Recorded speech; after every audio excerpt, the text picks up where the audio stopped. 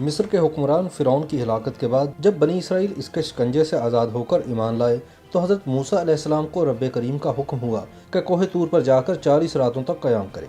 حضرت موسیٰ علیہ السلام نے اپنے بھائی حضرت ہارون علیہ السلام کو بنی اسرائیل کے سپرد کیا اور کوہ طور پر جا کر عبادت میں مصروف ہو گئے۔ تاہم روایت ہے کہ ان کی عدم موجودگی میں سامری جادوگر کو بنی اسرائیل کو گمراہ کرنے کا موقع مل گیا۔ بنی اسرائیل میں ایک شخص سامری تھا جو انتہائی گمراہ کن آدمی تھا۔ اس کی ماں نے برادری میں بدنامی کے ڈر سے سامری کو پیدا ہوتے ہی پہاڑوں کے غار پر چھوڑ دیا تھا۔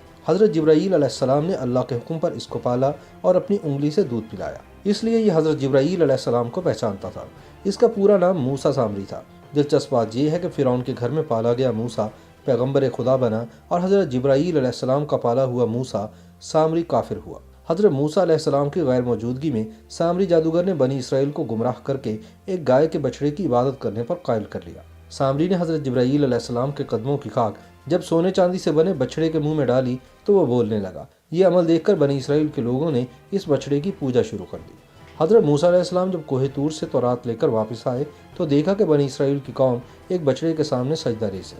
یہ منظر دیکھ کر حضرت موسیٰ علیہ السلام بہت نالاں ہوئے اور انہوں نے سونے اور چاندی سے بنے بچڑے کو پاش پاش کر دیا۔ بعد ازاں اللہ رب العزت کا حکم نازل ہوا کہ جن لوگوں نے بچڑے کی پوجا نہیں کی وہ بچڑے کی پوجا کرنے والوں کو قتل کریں۔ اس کے بعد سامری جادوگر سمیت بچڑے کی پوجا کرنے والے 70,000 افراد کو قتل کر دیا گیا۔ تب اللہ تعالیٰ کا حکم آیا کہ اب اس قوم میں سے 70 لوگ کوہ طور پر آئیں اور ہلاک ہونے والوں کی مغفرت کے لیے دعا کریں۔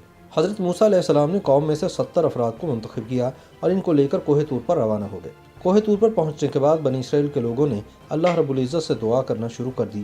اس کے بعد آواز آئی کہ اے بنی اسرائیل، میں ہی تمہارا رب ہوں جس نے تمہیں فرعون سے آزادی دلائی اور تم میری ہی عبادت کیا کرو۔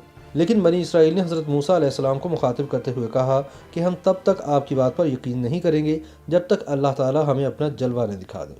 جب وہ ضد سے باز نہ آئے تو اللہ تعالیٰ کی جانب سے ایک فرشتہ نمودار ہوا جس نے اس قدر زور سے چیخ ماری کہ کوہ طور پر موجود بنی اسرائیل کے 70 لوگوں کے دل پھٹ گئے اور وہ موقع پر ہی ہلاک ہو گئے۔ تب حضرت موسیٰ علیہ السلام نے اللہ تعالیٰ سے دعا فرمائی کہ یا اللہ تو ان تمام افراد کو دوبارہ زندہ کر دے۔ اللہ تعالیٰ نے ان کی دعا قبول فرمائی اور یہ تمام 70 افراد دوبارہ زندہ ہو گئے۔ YouTube پر گوگلی نیوز دیکھنے کے لیے youtube.com کی سرچ بار میں googly news T V type کریں۔ گوگلی نیوز کے پیج پر سرخ رنگ کے سبسکرپشن والے بٹن پر کلک کرنا نہ بھولیے۔ YouTube پیج پر اپلوڈ ہونے والی ویڈیوز سے باخبر رہنے کے لیے بیل آئیکن پر کلک کیجیے۔ آپ کو ہر نئی ویڈیو کے بارے میں نوٹیفیکیشن موصول ہو جائے گا۔